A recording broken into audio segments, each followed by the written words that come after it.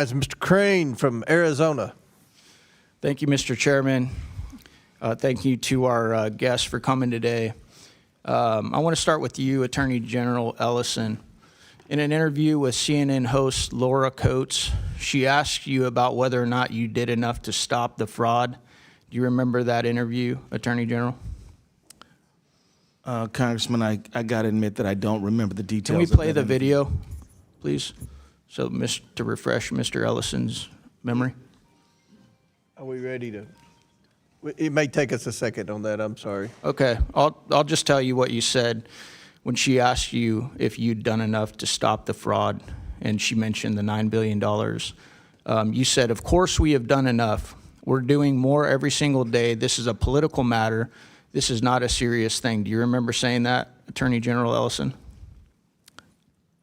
I remember the conversation. What I remember was that I was lamenting the politicized nature of this very serious problem. Well, you said it's not a serious thing. So now you're saying fraud is a serious thing. Okay, well that's not what you said on CNN, Mr. Ellison. You said this is a political matter, and this is a quote, "This is not a serious thing." So I notice you're changing your tune now that you're before the House Oversight Committee. I would have to. Do you understand, Mr. Attorney General, why this adds gasoline to the fire when Americans are so frustrated with this government for their out-of-control spending and the amount of money they pay in taxes, and then to see $9 billion of it, an estimate of $9 billion getting stolen of their taxpayer dollars and being used to fund cars and vacations and homes and even fund terrorism? Do you understand how statements like that throw gasoline on the fire, sir?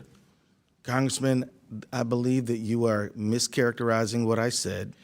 No, I actually read you the quote. I'm not And mischaracterizing Mr. Crane, that at video all. is ready if you still want it. It's up to you. Yeah, let's play it, please.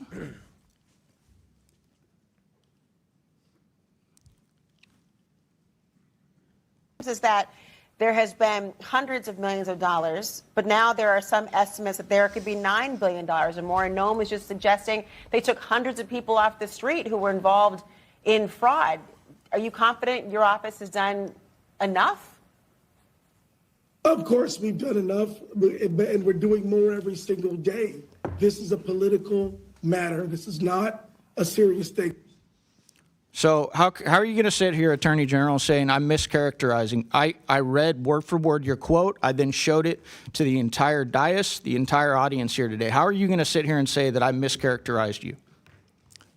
Congressman, I believe you mischaracterized me, because clearly what I was referring to by not serious is that the serious issue of fraud is being politicized and converted into a political weapon. That is not a serious matter in my view. That is something that I believe all of us should take seriously, but we're not taking seriously enough. So, sir, I would say very clearly, fraud is a odious, horrible, malignant thing.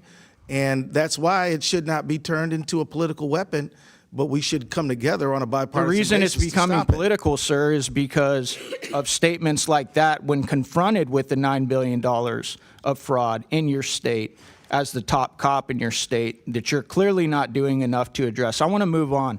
Reverend Tolagard, you said in your opening statement that today's hearing is about fraud in Minnesota, quote, unquote, which is serving as a pretext for the terror the federal government has brought to the people of Minnesota. This fraud has been used as a rationale for deploying 3,000 federal immigrant enforcement agents into our state. Did you say that, Reverend? Yes. This is absolutely false. These federal agents were actually brought in to the state of Minnesota for a very specific operation to remove illegal alien criminals. It wasn't because of the fraud. That's being handled under a completely different agency and ICE and everything else. That's the U.S. District Attorney, okay? Did you know that? The administration has linked all of these things together. Well, they've linked the fact that you guys supported an open border that let in $15 to $20 million, and some of the fallout from that is fraud, like the $9 billion we're talking about today.